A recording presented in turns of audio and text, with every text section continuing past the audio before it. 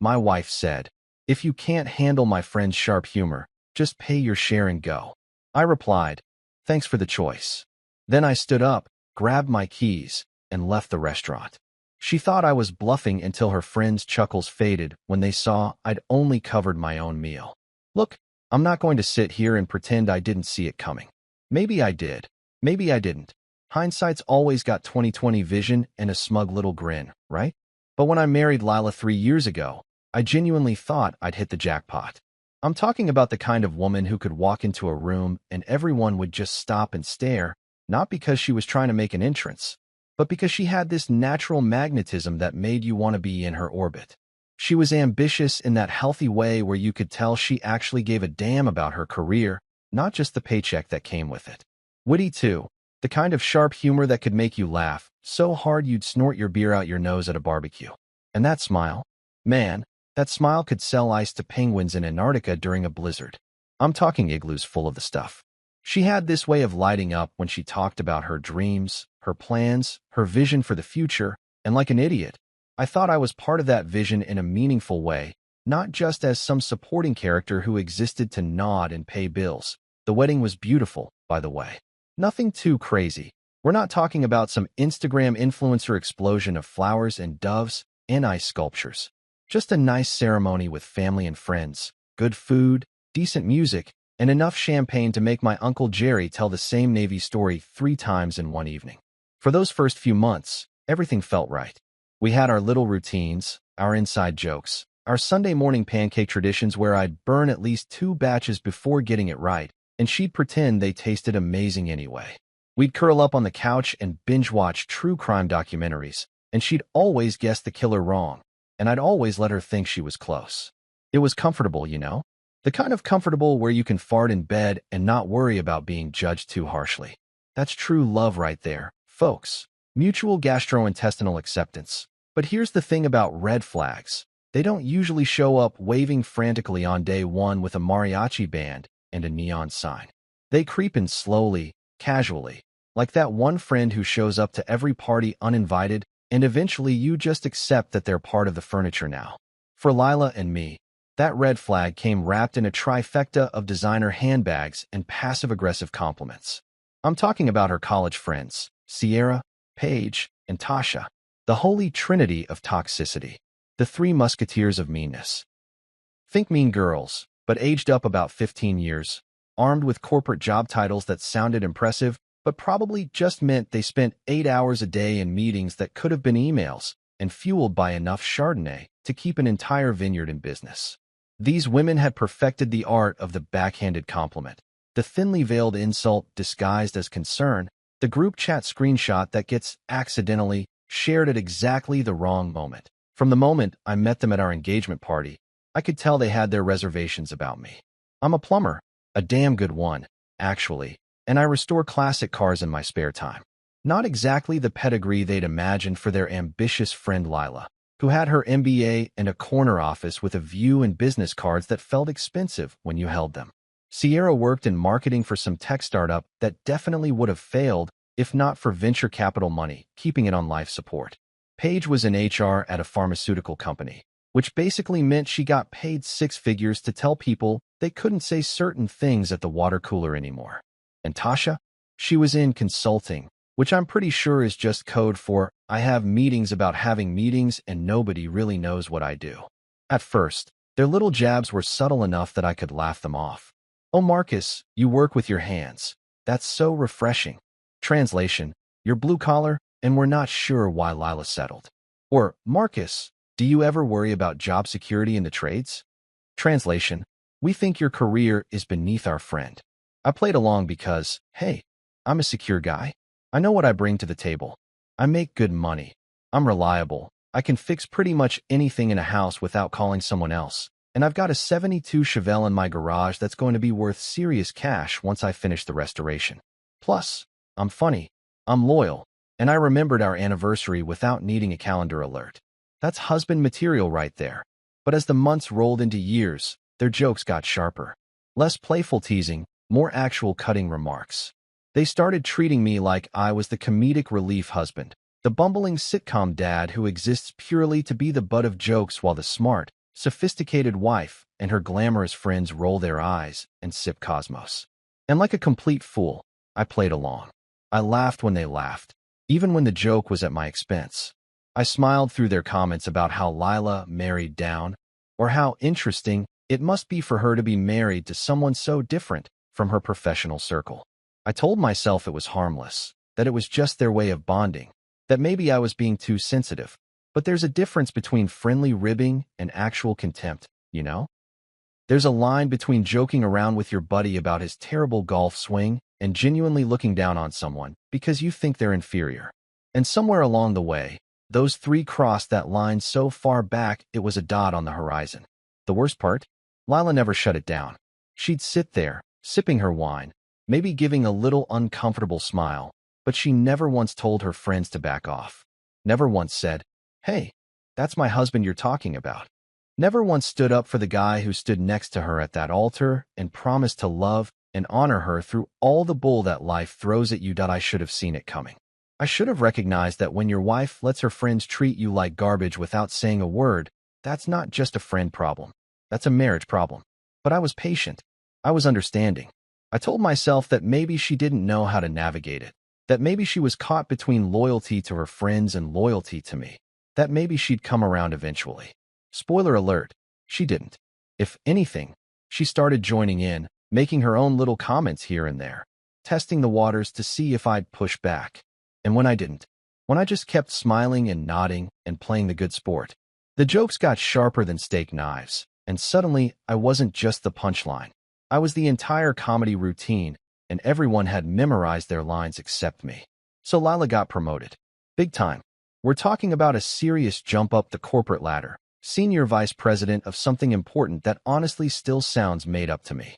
More money, more responsibility, more stressed out phone calls at 9 p.m. about quarterly projections and stakeholder expectations and synergistic paradigm shifts or whatever corporate buzzword bingo was trending that week. But hey, I was proud of her. Genuinely. She'd worked her ass off for this, pulled long hours, dealt with office politics that sounded more complicated than actual politics, and she'd earned it. So naturally, I wanted to celebrate properly. Not just a "congrats babe, here's a cupcake" kind of thing, but something that showed I actually gave a damn and was happy for her success, that I booked us a table at Marcello's, this fancy downtown bistro that had been getting rave reviews from every food blogger and critic in the city. The kind of place where the menu doesn't have prices listed and the waiter describes each dish like it's a piece of fine art instead of just telling you it's chicken with some sauce on it. They had this whole romantic ambience thing going.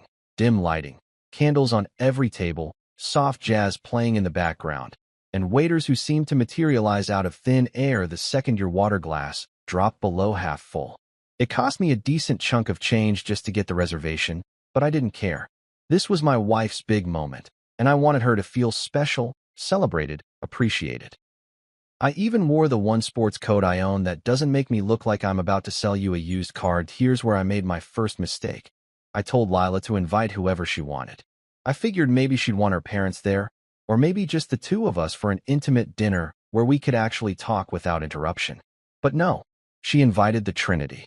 Sierra, Paige, and Tasha showed up in their designer dresses and their cloud of expensive perfume that probably cost more per ounce than my hourly rate. Already 3 glasses of wine deep from their pregame at some rooftop bar. They air-kissed Lila like they were at a fashion show, complimented her promotion with that weird squealing thing women do when they're excited, and then they turned their attention to me with the kind of predatory smiles that great white sharks probably give seals right before lunch that I should have known right then. I should have felt it in my gut the way you feel a storm coming when the air pressure changes and everything gets too quiet. But I'm an optimist, or maybe just an idiot. Jury's still out on that one. I thought maybe tonight would be different. Maybe they'd be on their best behavior at a nice restaurant. Maybe they'd focus on celebrating Lila instead of making me the entertainment. Spoiler alert number 2, I was wrong. So incredibly, spectacularly wrong that we hadn't even finished our appetizers. These fancy little crab cake things that were delicious but approximately the size of a $50 coin. When Sierra decided to kick things off, she leaned back in her chair, swirling her wine glass like she was in some pretentious movie about rich people with problems, and hit me with, "So Marcus, still fixing toilets? Or have you graduated to unclogging sinks? She said it with this sweet smile, like she'd just asked me about the weather or complimented my tie. But everyone at that table knew exactly what she was doing. She was establishing the tone for the evening. Open season on Marcus. Now, I've dealt with worse. I've been elbow deep in sewage backups. I've crawled through attics in 100-degree heat chasing mystery leaks. I've had clients scream at me because their water heater died during a cold snap like it was somehow my fault. I can handle a little verbal sparring. So I smiled right back at her and said, yes, and my degree in pipology is finally paying off. Want me to fix the leak in your attitude next? It wasn't my best work, but it landed. A couple people at nearby tables heard it and chuckled. Even our waiter, who was pouring water at that exact moment, had to hide a smirk behind his professional poker face. The girls giggled, that annoying, fake giggle that sounds like someone shaking a jar of marbles. But here's what got me. Lila just sipped her wine. Didn't laugh. Didn't tell Sierra to knock it off. Didn't even acknowledge that anything had happened. She just sat there, studying the menu like it contained the secrets to cold fusion, completely checked out of the conversation. That's when the realization started creeping in, like cold water slowly filling up a basement. This wasn't going to be a celebration dinner. This was going to be roast Marcus night, and I was the main course. Paige jumped in next, because apparently they'd coordinated this attack like it was D-Day, and I was the beach they were storming. Marcus, restoring old cars is cute, she said, emphasizing cute, the way you'd talk about a kindergartner's finger painting. But when are you going to do something real? Something real. Let me tell you what's real, Paige. Real is having actual skills that produce tangible results. Real is being able to look at something broken and make it work again with your own two hands. Real is not sitting in a climate-controlled office all day writing passive-aggressive emails to people 3 cubicles away because direct confrontation makes you uncomfortable. But I kept my cool. I looked her dead in the eye and said, like what? Spend 8 hours making PowerPoints about synergy. The waiter, who was now taking our entree orders, actually had to bite his lip to keep from laughing out loud. I saw his shoulders shake a little. Even the couple at the table next to us seemed to be tuning into our conversation now, like we'd become dinner theater they didn't ask for, but were enjoying anyway. But then Tasha decided it was her turn to drop a bomb, and this one wasn't a joke. It was a nuclear warhead. She put down her fork, looked at Lila with this concerned expression that was about as genuine as a $3 bill, and said, Lila, when are you upgrading? Your executive material. Marcus is, well, let's call him a starter pack. A starter pack. I nearly choked on my steak, which was cooked perfectly medium rare, but suddenly tasted like cardboard in my mouth. A starter pack. Like I was the free trial version of a husband, the basic model that came with your purchase before you saved up enough to buy the premium edition. Like I was temporary, disposable, a placeholder until something better came along. The entire table went quiet for about half a second, that weird suspended moment where everyone processes what was just said and calculates whether it crossed a line. It absolutely crossed a line. It didn't just cross the line. It pole vaulted over it, landed on the other side, and kept running. And you know what my wife did? My wife, who I'd just dropped serious money to celebrate, who I'd supported through every late night and stressful deadline and office drama for 3 years. She laughed. Not a big laugh, just a little breath of amusement through her nose and a smile playing at the corners of her mouth, like Tasha had made a clever observation instead of comparing me to downloadable content for a video game. That little laugh told me everything I needed to know. You know that moment in a horror movie where the protagonist realizes they're not actually safe, that the monster is in the house with them, and all those creaky floorboards and flickering lights weren't just coincidence? That's exactly what it felt like sitting at that table, watching my wife smile at a joke about me being replaceable. The ambient jazz suddenly sounded ominous. The candlelight seemed less romantic and more like I was at my own funeral, and those delicious crab cakes were sitting in my stomach like concrete blocks. But the show wasn't over yet. Oh no, the Trinity was just warming up, and apparently they decided that since nobody was stopping them, certainly not Lila, they might as well go for the jugular. Paige, emboldened by the successful landing of the starter pack comment and probably her 4th glass of Chardonnay, decided to pile on. I mean, don't get me wrong, Marcus, she said with this condescending smile that made me want to accidentally spill my water in her lap. We think it's adorable that you have hobbies. The car thing is very, she paused here. clearly searching for the most patronizing word possible. Vintage of you. But realistically, when are you going to focus on actual career growth? Lila's crushing it in the corporate world, and you're still, what, crawling under sinks. Adorable. Vintage. Like I was some kind of quirky accessory, a novelty item she could pat on the head and dismiss. I wanted to explain to her that my hobby involved understanding engines, electrical systems, bodywork, and restoration techniques that required actual skill and knowledge. I wanted to tell her that the Chevelle sitting in my garage was going to be worth more than her yearly salary once I finished it. I wanted to point out that my trade required licensing, continuing education, and problem-solving skills that her job of policing office birthday card sign-ups probably didn't demand. But I didn't. Instead, I took a bite of my steak and chewed slowly, buying myself time to formulate a response that wouldn't get me kicked out of a restaurant where the napkins probably cost more than regular people's napkins. Career growth. I repeated, nodding like I was seriously considering her advice. You're right, Paige. I should definitely abandon a career where I make good money, set my own schedule, and actually help people solve real problems, so I can sit in a beige cubicle and attend meetings about planning meetings. That's the dream right there. The sarcasm was dripping off my words like syrup off a stack of pancakes, but she either didn't notice or didn't care. She just shrugged and exchanged a look with Sierra that said, "We tried," like they were intervention specialists trying to save me from my own terrible life choices. Sierra jumped back in, because apparently this was a tag team event, and they were all taking turns body slamming me from the top rope. "Marcus, sweetheart," she began, "and let me tell you, nothing good ever follows," sweetheart said in that particular tone. "We're just looking out for Lila. She's going places, big places, and she needs a partner who can keep up, you know? Someone who runs in the same circles, who understands her world. Someone who can," she gestured vaguely with her wine glass, "match her energy. Match her energy. Code for, you're not good enough. You're not sophisticated enough. You're not corporate enough. You're not us enough." I looked around that table at these three women in their designer outfits, with their matching Louis Vuitton bags probably lined up in the coat check like luxury soldiers, and their practiced expressions of concerned superiority. These were the people my wife chose to celebrate with. These were the people whose opinions apparently mattered more than mine. These were the people she let dismantle me piece by piece while she sat there acting like she was watching a mildly interesting tennis match instead of the systematic humiliation of her husband. "You know what's funny?" I said, setting down my knife and fork with deliberate care, because I was about 0.5 seconds away from saying something I might regret. "I run my own business. I'm my own boss.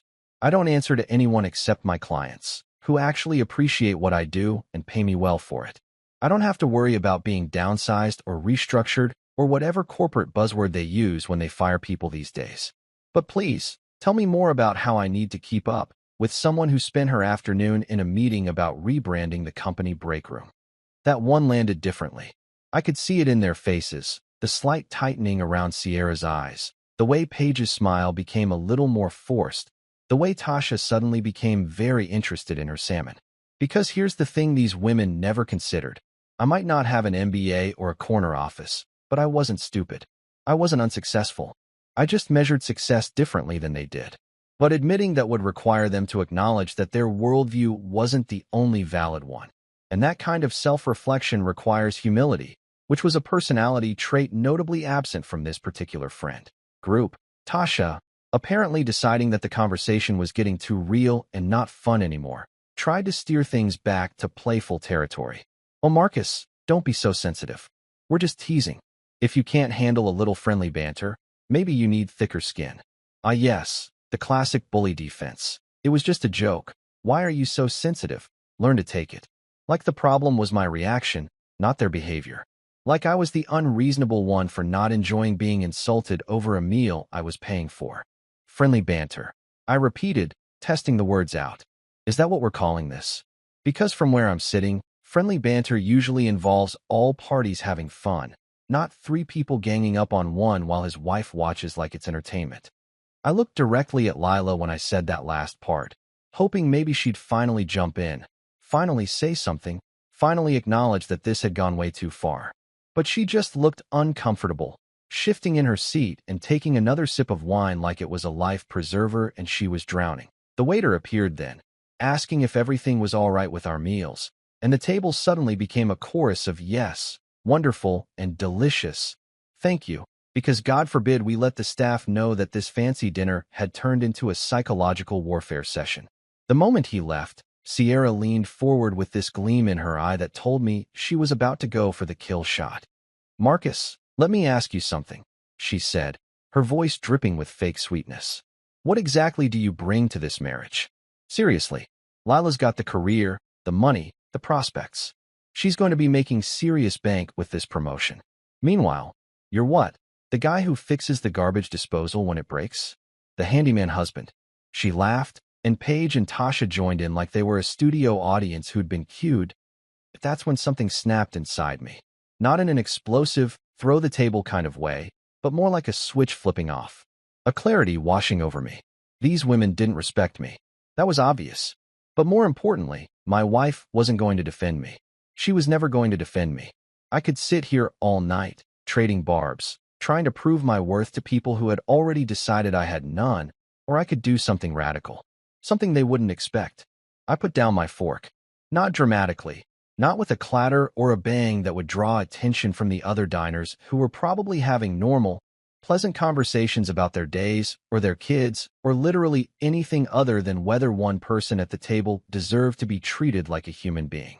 Just a simple, calm placement of silverware on the edge of my plate. The kind of gesture that says, I'm done. And I don't just mean done with dinner. I mean done with all of it. The jokes, the condescension, the casual cruelty disguised as friendship. I was done playing the good sport, done being the punching bag, done pretending that any of this was normal or acceptable or something I should just tolerate because that's how they are. I looked at my wife, really looked at her, trying to find some hint of the woman I'd married 3 years ago. The woman who used to laugh at my jokes, who used to brag to her coworkers about how I'd fixed her car or renovated our bathroom or surprised her with breakfast in bed. But that woman wasn't sitting across from me. In her place was someone who'd rather blend in with her toxic friends than stand up for her husband. Someone who valued their approval more than my dignity. Someone who had apparently decided that climbing the corporate ladder meant stepping on me to get higher. This isn't funny anymore, I said. My voice was calm, even the kind of steady tone you use when you're absolutely certain about something. Not angry, not loud, not creating a scene, just stating a fact. The sky is blue. Water is wet. This situation has stopped being remotely acceptable. You know what she did? She rolled her eyes. Actually rolled her eyes at me like I was a toddler complaining about having to eat vegetables or go to bed on time. Like my feelings were an inconvenience, an interruption to the fun evening she was having with her friends. Like I was being unreasonable for not enjoying my own roasting session.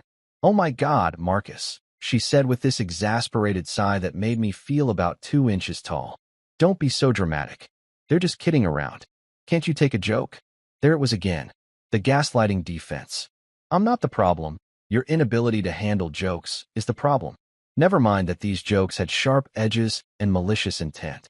Never mind that I'd been putting up with this garbage for months, maybe years if I was being honest with myself. Never mind that a spouse is supposed to be your partner, your teammate, the person who has your back when the world gets rough. No. Apparently, I was just being too sensitive, too dramatic, too unable to appreciate the sophisticated humor of 3 wine-drunk mean girls who never emotionally graduated from their college sorority. Sierra snorted into her wine glass. Actually snorted. Marcus, come on. If you can't hang with a little ribbing, maybe you should just, she trailed off, but the implication was clear. Maybe I should just what? Leave? Know my place. Accept that I'm inferior, and be grateful they even tolerate my presence? The 3 of them were looking at me with identical expressions of amused condescension, like I was a dog who'd just done a cute trick, and they were deciding whether it was worth a treat. But it was what Lila said next that flipped the switch completely. The sentence that changed everything. The words that took whatever remaining hope I had for this marriage and drop-kicked it into the sun. She leaned forward, and with the kind of cold dismissiveness usually reserved for telemarketers, or people trying to talk to you about their cryptocurrency investments, she said, if you can't handle my friend's sharp humor, just pay your share and go. Just pay your share and go. Let me break down why that sentence was nuclear. First, my friends, not our celebration, not this dinner, but but specifically her friends, like they were the important ones at this table, and I was just some random dude who happened to show up. Second, sharp humor, legitimizing their cruelty, reframing it as something clever and sophisticated that I was too dumb to appreciate. Third, pay your share. Even though I'd organized this whole dinner, made the reservation, invited her to celebrate her promotion at a fancy restaurant to show I was proud of her. And finally, go, the ultimate dismissal. Leave. Get lost. We don't need you here. You're expendable. The table went dead silent. Like, you could hear the jazz piano in the background suddenly because nobody was talking, nobody was chewing, nobody was even breathing. Even the waiter who'd been approaching our table to refill water glasses seemed to sense the shift in atmospheric pressure and veered off toward a safer destination. Sierra's eyes went wide, and she let out this shocked little laugh. She really said that, she whispered to Paige, sounding impressed, like Lila had just delivered the sickest burn in roast battle history. Paige was grinning behind her wine glass, that mean girl smile that says, "Oh, this is getting good." She leaned over to Tasha and stage whispered, "No way he'll leave. He's two." And she made a vague gesture that I think was supposed to mean whipped, or passive, or maybe just pathetic. Tasha nodded in agreement, her expression smug, already anticipating how this story would play in their group chat later. Marcus the doormat strikes again. I could practically hear her thinking, but here's what they didn't know about me. Here's what Lila apparently forgot somewhere between her college friendships and her corporate promotions. I'm a plumber. I deal with people's literal crap for a living, and I do it with professionalism and dignity because it's honest work and someone's got to do it. But just because I'm willing to fix your toilet doesn't mean I'm willing to be treated like one. Just because I'm laid back and easygoing doesn't mean I don't have limits. And just because I'd been taking their abuse for months didn't mean I was going to take it forever. I smiled. A real smile, not a forced one, not a polite one, but the kind of smile that comes when you suddenly understand exactly what you need to do. When clarity hits you like a bucket of ice water, and you realize you've been playing a rigged game, and the only winning move is to stop playing. I reached for my wallet, that beat-up leather thing I'd had since college that Lila always said I should replace with something more professional. And I pulled out my cash. I'd stopped at the ATM earlier specifically to make sure I had enough for my portion of this celebration dinner. Because I'm responsible like that, I counted out $75 in 20s and 5s. Did the math in my head. My steak was $38. My 2 glasses of wine were $12 each. That ridiculous tiny crab cake appetizer I'd had was $8, and the rest would cover my share of tax and tip because I'm not a monster who stiffs servers. I placed the bills neatly in the center of the table, right next to the flickering candle and the little vase with a single rose in it. $75. My portion. My share. Exactly what she'd told me to pay. That's my steak, wine, and tip. I said, my voice still calm, still even. Enjoy the rest of dinner, ladies. Lila's face went from smug to panicked in about half a second. You could see the math starting to compute in her head, the realization that this fancy restaurant bill was about to become her problem, not our problem. Marcus, she hissed, trying to keep her voice low but urgent. Sit down. Don't make a scene. People are looking. People weren't actually looking. Not yet anyway. The other diners were wrapped up in their own conversations, their own bottles of overpriced wine, their own lives that didn't involve watching a marriage implode in real time over Chilean sea bass and roasted Brussels sprouts. But Lila was panicking because in her world, appearances were everything. Image management was more important than actual substance. The idea of someone witnessing her husband walking out on her at a fancy restaurant? That was the kind of social catastrophe that would haunt her LinkedIn profile forever. Or at least that's what she seemed to think. Scene, I repeated, pocketing my car keys with deliberate slowness, letting the word hang in the air between us like cigarette smoke. Honey, this isn't a scene. A scene would involve raised voices, maybe some thrown drinks, definitely more dramatic gestures. I gestured to the neatly stacked bills on the table, to my calm demeanor, to the fact that I was still speaking in a reasonable indoor voice that wouldn't disturb anyone's creme brulee. This is just an exit. A very calm, very rational exit from a situation that stopped being acceptable about 45 minutes ago. Sierra had this look on her face like she was watching a reality TV show and couldn't quite believe the plot twist. Her mouth was hanging open just slightly, wine glass frozen halfway to her lips, mascara-laden eyes wide with a mixture of shock and, was that excitement? Like this was the most entertainment she'd had in months, and she couldn't wait to tell everyone about it later. Oh my God, she breathed, looking at Paige. I'm actually leaving, I confirmed, standing up from my chair and adjusting my sports coat. The one I'd worn specifically for this occasion. The one that made me look respectable enough for Marcelo's dress code. The one I'd never wear again without thinking about this exact moment. Thanks for the memories, ladies. And by memories, I mean the psychological scars. Those should last a good while. Paige had recovered from her initial shock and was now looking at me with this expression that was half amused, half contemptuous, like I was a puppy who'd done something unexpectedly bold but ultimately meaningless. Marcus, come on, she said in that condescending tone people use when they think you're bluffing. You're not seriously leaving. Sit down. Have some more wine. We'll tone it down, okay? But her eyes were laughing. She didn't believe for a second that I'd actually walk out. In her mind, I was still the doormat husband, still the guy who took whatever abuse got thrown his way and asked for seconds. Tasha was already pulling out her phone, probably mentally composing the group chat message.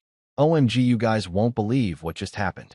I could practically see the wheels turning in her head, calculating how to frame this story to make me look like the bad guy, the unstable husband who couldn't take a joke and abandoned his wife at dinner like some kind of psychopath. Never mind the context. Never mind the months of accumulated disrespect. Never mind that they'd been systematically dismantling me all evening like I was a car they were stripping for parts. No, I'd be the villain in their version, guaranteed. But Lila was having a full internal crisis. You could see it playing out on her face like a time-lapse video. First was disbelief, the he wouldn't dare expression. Then came anger, the how dare he face with the tight jaw and the flared nostrils. Then confusion started creeping in. The wait. Is this actually happening? Look where her eyes darted from me to her friends to the money on the table and back to me. And finally, and this is what almost made me feel bad, almost, came fear. The dawning realization that I wasn't bluffing, that I was genuinely about to walk out of this restaurant and leave her with a problem. A $325 problem, to be specific, because that's roughly what the rest of the table's meals and drinks would cost. Marcus, I swear to God, if you walk out that door, she started, but I cut her off with a raised hand. Not aggressive, just a simple gesture that said, I'm done listening. You'll what? I asked, genuinely curious. You'll be mad at me? Because I gotta tell you, Lila, I think we're already there. You'll tell all your friends what a terrible husband I am. Pretty sure they already think that. You'll make me sleep on the couch? Bold of you to assume I'm coming home tonight at all. That last one was a bluff. I hadn't actually thought that far ahead, but the look on her face made it worth it. See, here's the thing. You told me to pay my share and go. So that's exactly what I'm doing. I'm following your instructions to the letter. You should be proud, actually. I'm finally learning to take direction. The sarcasm was thick enough to cut with the steak knife I'd left on my plate. Our waiter, bless his heart, chose that exact moment to approach with dessert menus, saw the tension at our table, and immediately did a 180 like he'd just remembered something urgently needed doing in the kitchen. Smart man. Probably dealt with his share of relationship drama in this job. Probably had a sixth sense for when a table was about to become a problem. Tasha leaned forward, and I could tell she was about to try some kind of manipulation tactic. Maybe appeal to my sense of responsibility, maybe try to shame me into staying, maybe just say something cutting enough to make me sit back down. Marcus, she said in this overly sweet voice that made my teeth hurt, don't be like this. You're embarrassing Lila. On her special night, too. That's pretty low, even for me. I finished for her. Even for the plumber? Even for the starter pack husband? Even for the guy you've all been using as a comedy punching bag all evening. I shook my head, almost laughing at the audacity. Tasha, I'm not embarrassing Lila. Lila embarrassed herself when she chose to let you three treat me like garbage instead of standing up for her husband. That's on her, not me. I'm just refusing to pay for the privilege of being insulted anymore. Literally refusing to pay for it, in fact. I could see other diners starting to notice now. Not blatantly staring, but doing that thing where they pretend to be focused on their own table while clearly eavesdropping on ours. The couple next to us had stopped talking entirely, and the woman was not so subtly watching our table in her peripheral vision. The businessman 2 tables over kept glancing up from his phone. We were becoming dinner theater, which was exactly what Lila had been afraid of. "You're going to regret this," Lila said, and her voice had gone from panic to cold. That ice queen tone she used with subordinates at work who'd disappointed her. "You walk out that door, and we're done. I mean it, Marcus. This is divorce-level behavior." I paused at that, my hand on the back of my chair. For about 2 seconds, I actually considered whether she was right, whether I was overreacting, whether this was really worth blowing up my marriage over. But then I remembered Sierra calling me a starter pack. I remembered Paige questioning whether I'd ever do something real. I remembered Tasha asking when Lila was going to upgrade. And I remembered my wife's face when she told me to pay my share and leave. Not defensive, not apologetic, not even conflicted. Just annoyed that I was making things difficult. "You know what, Lila? Maybe we are done. Because the woman I married wouldn't have let her friends talk to me like that. The woman I married would have shut that down the first time, not the 50th. So either she's gone, or she was never really there in the first place." I picked up my cash from the table, peeled off one more 20, and dropped it back down. Extra tip for the waiter. He shouldn't suffer because we're a mess.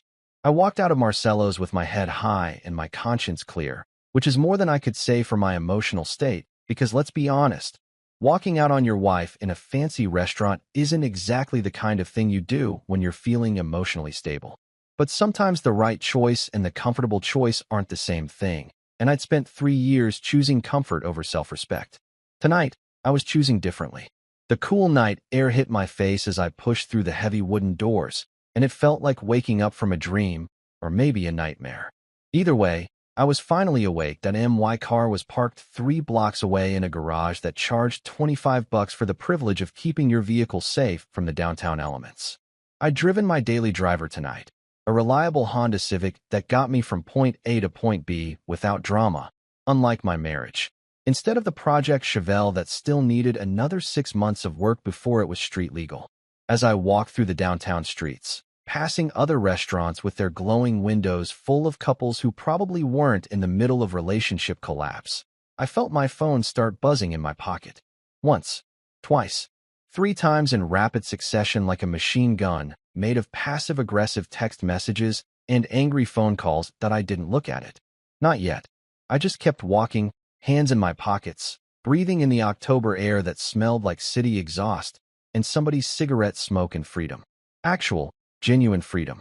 The kind you don't realize you've been missing until you suddenly have it back. By the time I reached my car, my phone had buzzed at least 8 more times. I climbed into the driver's seat, turned the key, and let the engine rumble to life. The radio kicked on mid-song, AC/DC's Highway to Hell. Because apparently the universe has a sense of humor about these things, and I cranked it up loud enough to feel it in my chest. Only then did I pull out my phone. 17 missed calls, 12 text messages. It had been maybe 10 minutes since I'd left the restaurant. Lila was speedrunning a panic attack, and honestly, I felt nothing. No guilt, no regret, no urge to turn around and fix it. Just a kind of peaceful numbness, like that moment after you rip off a Band-Aid and realize the anticipation was worse than the actual pain. The texts were a journey through the 5 stages of grief, except instead of acceptance at the end, it was just more anger. The first few were disbelief. "Are you serious right now?" And "Marcus, this isn't funny, and get back here." Then came the bargaining. "Okay, you made your point. Come back and we'll talk about this." Then anger started creeping in. "You're being incredibly immature, and I can't believe you do this to me on MY night." But it was the most recent text that really caught my attention. "Come back now. This is humiliating." Humiliating. Not "I'm sorry." Not "I realize my friends crossed a line." Not "I should have defended you." Just concern about her own humiliation. About how this looked to her friends, to the other diners, to the waiter who was probably trying to figure out how to split a check 4 ways when it was supposed to be 5. I typed back a response, my thumbs moving fast across the screen. Not humiliating. Educational. Lesson 1. Don't expect your husband to pay for his own insults. I hit send and immediately turned off my phone. Not silenced it, actually powered it down completely, because I knew myself well enough to know that if I left it on, I'd keep checking it obsessively, getting sucked back into the drama like a moth to a really toxic flame. Instead, I put the car in reverse, backed out of my parking spot, and headed home. Not to our apartment, the place I shared with Lila, but to my buddy Dave's house across town. Dave was my friend from high school, a mechanic who owned his own shop and understood the value of working with your hands. He also had a spare room and a mini fridge full of beer and a blessed lack of judgment about other people's relationship problems that I showed up at his door around 9:30, and he took one look at my face and said, "Let me guess. The dinner went bad." I filled him in over a couple of Coronas, and by the time I finished the story, Dave was shaking his head and laughing. "Man, you should have walked out months ago. Those women sound like a nightmare wrapped in designer clothes." He offered me his couch for the night, and I accepted because the alternative was going home to an apartment that was probably going to be a war zone, and I'd had enough combat for one evening. I slept better that night than I had in months. No tossing and turning, no stressed dreams about showing up to job sites without my tools, no waking up at 3 a.m. with anxiety about whether I'd said the wrong thing at dinner or failed to laugh at the right joke.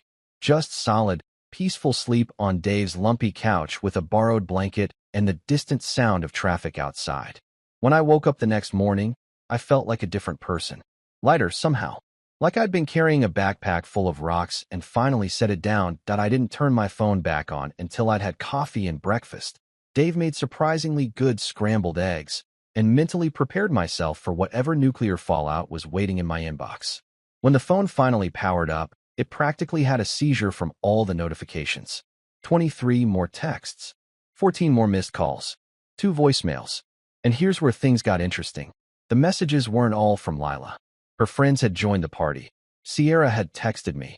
Really mature. "Marcus, leaving your wife with the bill. Very classy." Paige had sent, "You need to man up and apologize to Lila. What you did was unacceptable." And Tasha, Tasha, had actually sent me a Venmo request. I'm not kidding. An actual Venmo request for $38 with the note, "Emotional damages." I laughed so hard I nearly spit out my coffee. Dave looked over and asked what was so funny, and when I showed him, he lost it too. "Emotional damages," he wheezed between laughs. Who does that? Who actually invoices someone for emotional damages? I was tempted to accept the Venmo request and pay her exactly 1 penny with the memo, "Therapy fund. You need it more than I do." But I decided that would be stooping to her level. Instead, I just declined it and blocked her number. Then I blocked Sierra and Paige too, because I didn't need their opinions cluttering up my phone. If they wanted to play judge and jury, they could do it in their group chat without me. But Lila's texts were what really painted a picture of the previous night's aftermath. Apparently, the dinner bill had come to just over $400. My $75 covered my portion perfectly, which left them with $325 to split 4 ways. Except here's the thing. None of them had expected to pay that much. They'd assumed I'd be covering the whole thing, or at least the bulk of it, because that's what the husband does, right? The man pays, especially when his wife just got promoted. Especially at a fancy restaurant he chose. According to Lila's increasingly frantic text messages from the night before, the ones I was now reading in chronological order while sitting at Dave's kitchen table like I was studying historical documents, the aftermath of my departure had been spectacular. The waiter had brought the check about 15 minutes after I left, placing it discreetly in the center of the table, in one of those fancy leather folios that expensive restaurants use to make you feel like you're signing important business documents instead of just paying for overpriced food. When they opened it and saw the total, there had been what Lila described as an extremely awkward conversation about who was paying for what. Sierra, apparently, had only brought her credit card that was nearly maxed out from her recent investment in a timeshare that she'd been tricked into buying during a vacation in Cancun. Paige had conveniently left her wallet in her car, which was parked in a garage 6 blocks away, and she certainly wasn't walking that far in heels. Tasha claimed she'd already spent most of her available cash on the pre-dinner drinks at the rooftop bar and could maybe cover $50, max, which left Lila staring at a $325 bill with a growing sense of panic and only 3 partially useful friends to help shoulder the burden. From what I could piece together from her messages, Lila had ended up putting the whole thing on her credit card, the one we'd agreed to save for emergencies, not casual dinners with her toxic friend group. Then she'd made her friends Venmo her their portions, which had apparently led to another argument about whether they should have to pay for their drinks since the evening was ruined anyway. and whether the appetizers should be split evenly or assigned to whoever actually ate them. Real friendship right there. Nothing says we've got your back like nickel-and-diming your friend over crab cakes while she's having a marriage crisis. But the restaurant drama was just the opening act. By the time I was reading these messages the next morning, the Trinity had apparently held an emergency summit, probably over mimosas at brunch, because that's what these women did, and decided that I was public enemy number one. They'd taken to social media like generals launching a coordinated military campaign. Except instead of liberating occupied territory, they were trying to destroy my reputation one passive-aggressive post at a time. Sierra had posted on Instagram. Imagine being so fragile that you walk out on dinner because you can't handle a little teasing. Some people never grow up. Hashtag toxic masculinity, hashtag red flags, hashtag boys will be boys. She'd included a photo of her mimosa and tagged Lila, Paige, and Tasha. The post had 63 likes and a comment section full of people who had no context whatsoever agreeing that yes, men who can't take jokes are the worst, and yes, this was definitely toxic masculinity in action, and yes, whoever this was about should probably go to therapy. Fragile. That was the word she'd chosen. Like wanting to be treated with basic respect by your spouse and her friends was some kind of character flaw. Like having boundaries made you weak instead of healthy. I screenshotted the post, not because I planned to do anything with it immediately, but because I had a feeling I might need evidence later. Evidence of what? I wasn't sure yet, but my gut told me to document everything. Paige had gone the Facebook route, posting one of those vague but not really vague status updates that middle-aged people love. Some people show their true colors when things get tough. Grateful for real friends who stick around through thick and thin. 2 hearts, 27 people had commented asking if she was okay, and she'd responded to each one with variations of, I'll DM you. And it's not my story to tell, but wow. Which, of course, meant she was absolutely telling the story to anyone who'd listen, just privately, so it looked like she was being discreet while actually spreading gossip like it was her second job. Tasha had taken a different approach. She'd posted a TikTok, because of course she had, giving advice about red flags in relationships. If your man can't handle your friends, that's a red flag. If he makes everything about himself, that's a red flag. If he abandons you in public to prove a point, that's not just a red flag. That's a whole parade of red flags.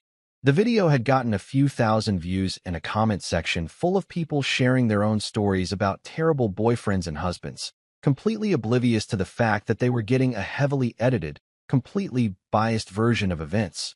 But here's what really got me. Lila had shared Paige's Facebook post. My own wife had publicly co-signed a vague social media attack on me to all our mutual friends, our families, people we went to church with occasionally when we were feeling particularly wholesome. She'd hit the share button and added her own comment. Sometimes you don't see people's true character until they're tested. Disappointed doesn't even begin to cover it. I sat there staring at my phone screen, reading that sentence over and over, and felt something shift in my chest. Not heartbreak. I'd apparently moved past that somewhere between the crab cakes and the exit, but something colder. A kind of crystalline clarity. This wasn't a marriage worth saving. This wasn't a relationship having a rough patch. This was a fundamental incompatibility between someone who thought respect was earned through submission and someone who believed it was a basic requirement of human interaction. Dave walked back into the kitchen and caught me staring at my phone with what must have been an interesting expression. "You good, man?" he asked, pouring himself more coffee. "They're trying to destroy me on social media," I said, showing him the posts. He scrolled through them, his expression darkening with each swipe. "That's slander, man. Or libel. Whichever one is for written stuff. They're making you look like an abusive asshole when all you did was refuse to pay for your own roasting session." He handed the phone back. "You gonna respond?" I thought about it. I could write my own post, tell my side of the story, explain exactly what had happened and why I'd left. I could screenshot their worst text messages, their most insulting comments from previous dinners, build a case for why I was justified. I could turn this into a full-scale social media war where we both came out looking terrible and all our mutual friends had to pick sides like we were going through a middle school breakup. Or I could take the high road. Let them have their echo chamber. Let them tell their version where I was the villain. Because here's what I was learning. People who need to publicly destroy their enemies are usually trying to convince themselves they're the heroes of the story. They're not confident in their position, so they need external validation. They need the likes, the supportive comments, the digital equivalent of people patting them on the back and saying they're there. You're so right. I didn't need that. I knew what had happened. I knew I'd been treated like garbage and had finally stood up for myself. The people who actually mattered, the people who knew me, who'd seen how I'd been treated over the years, they'd understand. And the people who believed Sierra's Instagram post without asking questions, they weren't my people anyway. No, I told Dave. I'm not responding. Let them have their moment. But I'm going to figure out my next move, because this marriage is over and I need to protect myself. That's when things got interesting. Because later that afternoon, when I finally decided to go back to the apartment to grab some clothes and essentials, I discovered that Lila had decided to take her revenge beyond just social media.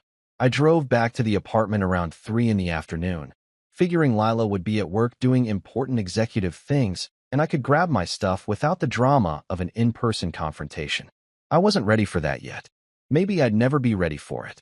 The apartment complex looked the same as always: red brick, decent landscaping, the kind of place young professionals rent when they're trying to look successful but aren't quite ready to commit to a mortgage.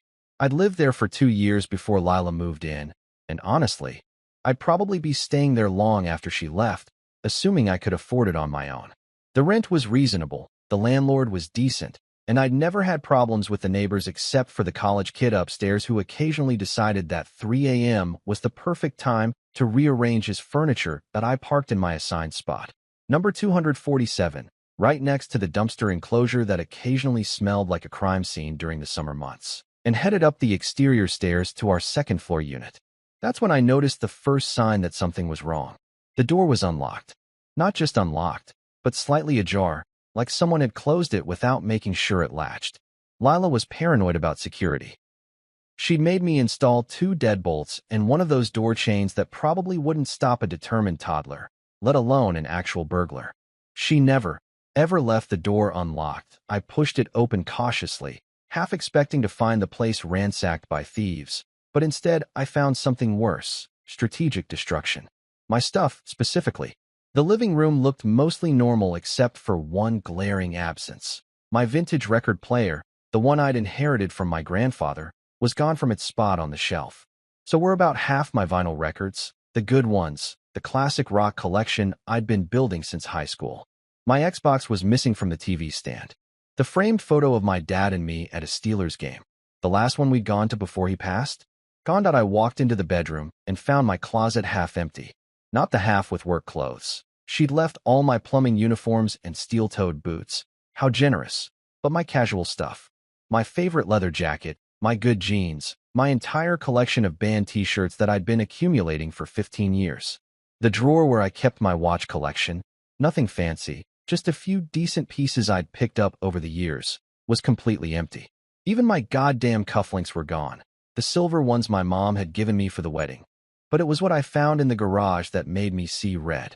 My tools. My professional-grade, expensive, carefully collected over years tools that I needed for my actual job. The big rolling toolbox that had cost me $2,000 was still there, but it had been picked through like a carcass after vultures were done with it. My torque wrenches gone. My pipe threading set gone. My brand new Milwaukee cordless impact driver that I'd literally bought 3 weeks ago, gone. And sitting on my workbench, where my '72 Chevelle project normally lived in various states of disassembly, was a printed-out Craigslist ad. 1972 Chevrolet Chevelle, project car, $800 OBO. Needs work, but has potential. Must go ASAP. There was a photo of my car, my baby, the vehicle I'd spent 2 years and probably $15,000 restoring from a rust bucket into something that was maybe 6 months away from being a legitimate classic. $800. She'd listed it for $800. The engine alone was worth 5 times that. I pulled out my phone and called Dave, my hands shaking with rage. She's selling my stuff. She's selling my tools. She listed the Chevelle on Craigslist for $800. That's theft, Marcus. That's straight up theft. Call the cops. He was right. I knew he was right.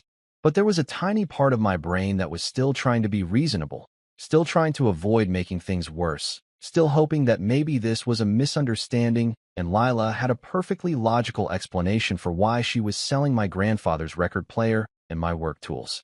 That part of my brain was an idiot, but it was persistent. I decided to call her first, give her a chance to explain before I involved law enforcement. She answered on the third ring, her voice cold and professional like I was a client she didn't particularly want to deal with. What do you want, Marcus? I want to know why half my stuff is missing and why my car is listed on Craigslist for a fraction of what it's worth. Oh, that. She said it so casually, like we were discussing the weather or what to have for dinner. Well, you abandoned the apartment. You walked out and didn't come back. I figured you didn't need your stuff anymore, and I certainly don't want to hear taking up space. I'm just helping you move out faster. Abandoned? Lila, I left one dinner. One. It's been less than 24 hours. That's not abandonment. That's spending the night somewhere else after a fight. Semantics, she said, and I could practically hear her shrugging through the phone. Besides, you embarrassed me in front of my friends. You made me look bad. Consider this compensation for emotional distress. Emotional distress. The same phrase Tasha had used in her Venmo request. They'd clearly been coordinating, probably workshopping the best ways to punish me for the crime of having self-respect. Lila, those are my tools. I need them for work. You can't just sell someone's work equipment because you're mad at them. That's illegal. That's theft. It's our apartment, our shared space. Everything in it is community property as far as I'm concerned. We're not in a community property state, and even if we were, we're still married. You can't just unilaterally decide to sell my belongings. Where's my grandfather's record player? I don't know. Maybe I donated it. Maybe I sold it. Does it matter? It's gone. That's when I stopped trying to be reasonable. I'm calling the cops. You're committing a crime. Multiple crimes, actually. Theft, possibly destruction of property if you've damaged anything. Go ahead, she interrupted, her voice dripping with fake sweetness. Call them. I'll just tell them that my husband abandoned me and I was clearing out his things. Who do you think they'll believe? A successful executive or a plumber with anger management issues? Anger management issues. That was a new one. She was already building her narrative, already constructing the story where I was the volatile, unreasonable one, and she was the victim just trying to move on with her life. I hung up without responding and immediately called the non-emergency police line. The officer who eventually showed up, a tired-looking guy in his 40s named Officer Rodriguez, took my statement and looked genuinely sympathetic, but ultimately told me what I'd been afraid he'd say. This is a civil matter, sir. You're married. You live together. Technically, she has access to everything in the apartment. Unless you can prove the items were solely yours and that she had no right to them. This is something you'll need to handle in divorce court. What about my work tools? I need those for my job. If you can provide receipts showing you purchased them, you might have a case. But honestly, my advice is to get a lawyer, file for divorce, and handle this through the proper legal channels. Document everything. Take photos, make lists, keep records of what's missing. That'll help you when this goes to court. After he left, I sat in my picked-over garage and called a lawyer. Then I called my landlord, Mr. Howard, to give him a heads up that things were about to get messy.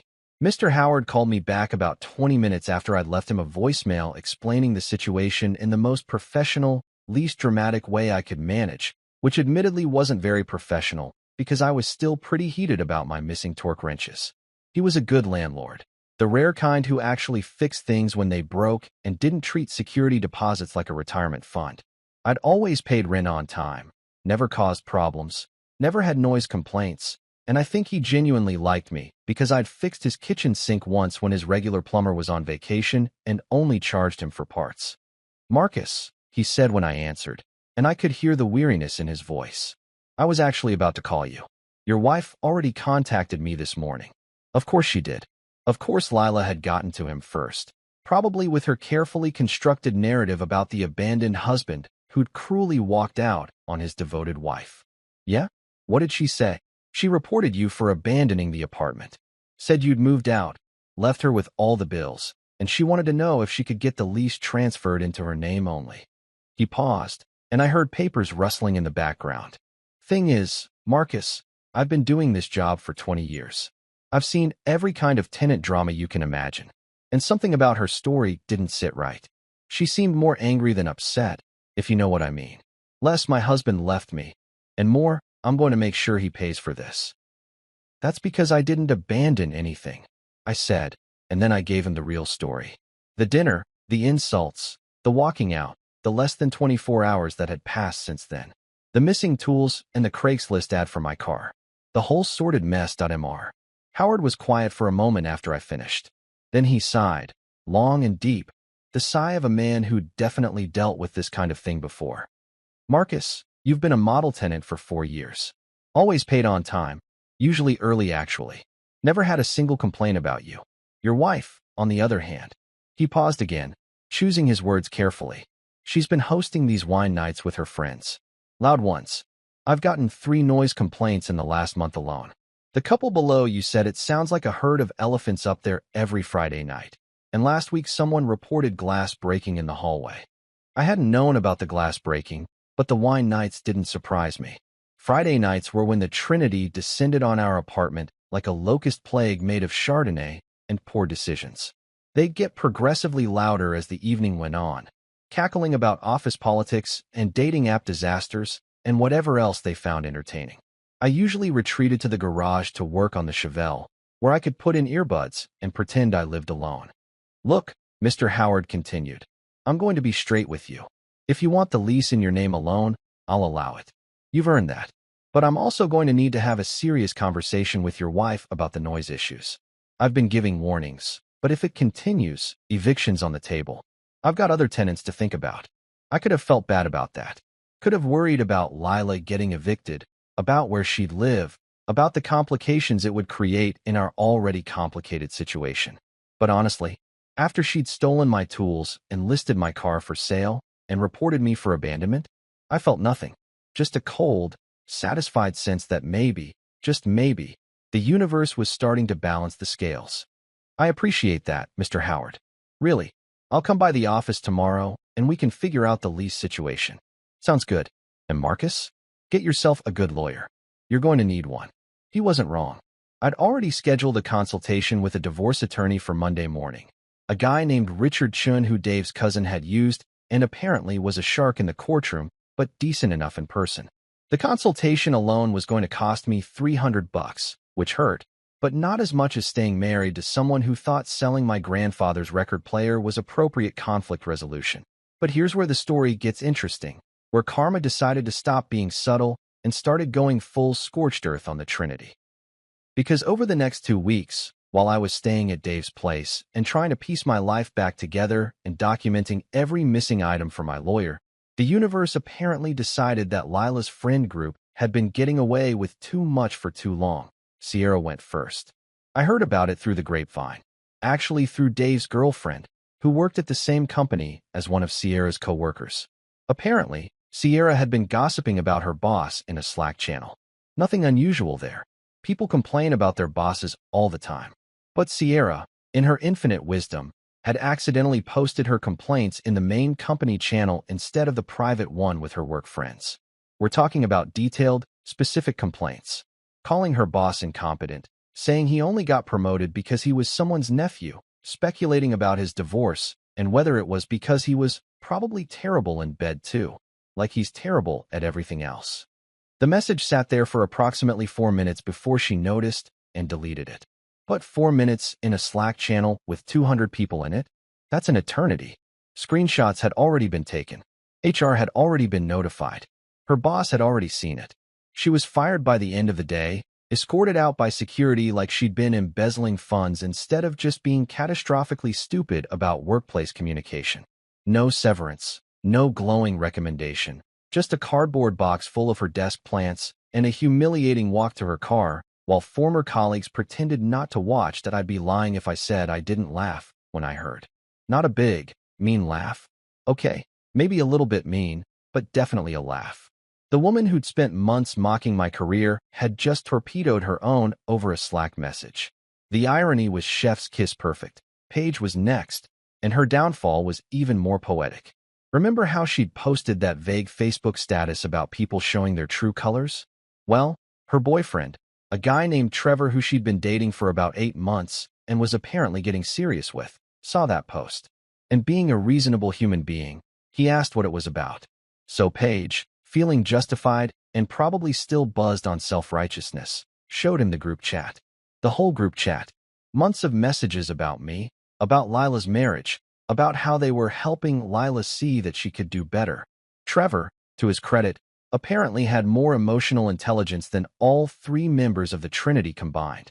According to what I heard later, small cities have surprisingly efficient gossip networks, especially when everyone's connected through work or gyms or that one popular coffee shop downtown. He'd read through those messages with increasing horror. Not just the stuff about me, though that was bad enough, but the way they talked about everyone. The casual cruelty, the mocking of people's appearances and jobs and life choices, the mean girl energy that would have been embarrassing in high school and was absolutely pathetic in women pushing 35. Apparently, he'd asked Paige a simple question. Is this how you talk about me when I'm not around? And Paige, in what might be the worst tactical decision of her life, had laughed and said something like, "Don't be ridiculous, you're different." Not, "No, of course not." Not, "I would never." Just, "You're different," which is code for, "Yes, absolutely, we definitely mock you, but we make exceptions sometimes." Trevor broke up with her that night, blocked her on everything, took his key back, told her to lose his number. Clean break. No discussion, just done. That I heard Paige had called Lila crying about it, saying Trevor was too sensitive and couldn't take a joke, and how dare he judge her for private conversations with her friends. The complete lack of self-awareness was almost impressive, like looking into the sun, painful but fascinating in its totality. She'd spent years dishing out judgment and mockery, but the second someone held up a mirror and said, "Hey, maybe you're not a great person," she collapsed like a house of cards in a wind tunnel. But Tasha's downfall was my personal favorite, probably because she was the one who'd sent me that Venmo request for emotional damages, and I'm petty enough to enjoy cosmic justice when it's this perfectly served. Tasha had a side hustle, because of course she did. Everyone in their friend group had a side hustle, like having one job wasn't enough to validate their existence. She sold luxury handmade candles on Etsy and Instagram, had a whole brand going. Luminescence by Tasha, complete with a logo and aesthetic product photos and a bio about bringing artisanal light into your space. She charged $35 per candle, which seemed steep to me, but what did I know? I was just a plumber. Turns out, what I didn't know was that Tasha's handmade luxury candles were actually dollar store candles that she repackaged. She'd buy them in bulk from discount stores, pop them out of their original containers, melt them down, add a drop of essential oil for scent, pour them into fancy jars she ordered from Amazon, and slap her label on them. Markup of approximately 3,000%. Pure profit, pure scam, pure Tasha. The scam unraveled because one of her customers, a woman who'd bought 6 candles as wedding favors, noticed that the wax looked suspiciously identical to the cheap candles at Dollar General. So she bought one, compared them, and they were exactly the same. Same color, same burn pattern, same everything except Tasha's candles had a barely detectable hint of lavender that probably came from a $3 bottle of essential oil. This woman did what any reasonable person would do in the age of social media. She made a TikTok exposing the whole operation. Side-by-side comparison, receipts showing the prices, a detailed breakdown of the scam. The video went viral. Like millions of views viral. Tasha's Etsy shop was flooded with 1-star reviews. Her Instagram comments became a war zone. People who'd bought her candles started demanding refunds. A few even threatened legal action for fraud. She deleted everything, the shop, the Instagram, the Facebook page, and basically went into digital hiding. Her consulting job somehow found out about it too, probably because someone sent them the TikTok, and while they didn't fire her, she got a formal warning about activities that reflect poorly on company values. Her little empire of overpriced repackaged wax burned down faster than one of her cheap candles, and I absolutely loved every second of it. The Trinity had imploded. The 3 women who'd spent years building their friendship on a foundation of mutual cruelty and superiority complexes had all face-planted within weeks of each other. It was like watching a controlled demolition, except nobody had actually controlled it. Karma had just decided to press all the buttons at once. Meanwhile, my life was getting surprisingly better. The divorce was moving forward. My lawyer was confident we could get most of my stuff back, or at least financial compensation for what Lila had sold or donated. Mr. Howard had officially put the lease in my name only and served Lila with an eviction notice after she'd hosted yet another loud wine night that resulted in someone calling the cops. She'd moved in with her parents, which I'm sure was going great for everyone involved. My plumbing business was actually picking up. Turns out that not spending every evening walking on eggshells around a hostile spouse gives you more energy to focus on work and customer service. Who knew? And the Chevelle. I'd managed to track down the guy who'd responded to the Craigslist ad before I got it taken down. Explained the situation, showed him my documentation proving ownership, and he'd been surprisingly cool about it. Even gave me the contact info for a shop that could help me finish the restoration. The car was back in my garage. Well, Dave's garage now, since I was still crashing with him until the apartment situation finalized, and I'd made more progress on it in 2 weeks than I had in the previous 2 months. Funny how motivation works when you're not constantly depressed that I'd started sleeping like a normal person again. Solid 8 hours, no stress dreams, no waking up with anxiety. I'd lost the weird tension I'd been carrying in my shoulders for months. The kind you don't notice until it's gone, and suddenly you realize how much easier it is to just exist. I was going to the gym again, seeing friends again, actually laughing at things that were funny instead of forcing laughter at jokes made at my expense. My dad, who I'd finally told about the separation after dodging his calls for 2 weeks because I didn't want to deal with the disappointment or the questions, had surprised me by just saying, "Good. That woman never appreciated you. You sound happier than you have in years, son." And he was right. I was happier. Genuinely, noticeably, measurably happier. One night, about a month after I'd walked out of that restaurant, Lila texted me. Not an angry text, not a demanding one, but something that looked almost like self-reflection. "I realized they were toxic. I should have defended you. Can we try again?" I stared at that message for a long time. Not because I was considering it. That ship had sailed, sunk, and been salvaged for scrap metal, but because I was trying to figure out if I owed her a response. Some long explanation of why it was too late, why the damage was too deep, why you can't rebuild trust after it's been that thoroughly demolished. But then I realized something. I didn't owe her anything. Not an explanation, not closure, not even acknowledgement. I didn't reply. Not out of spite, not out of anger, but because silence is the sweetest punchline. Because sometimes the best response is no response at all.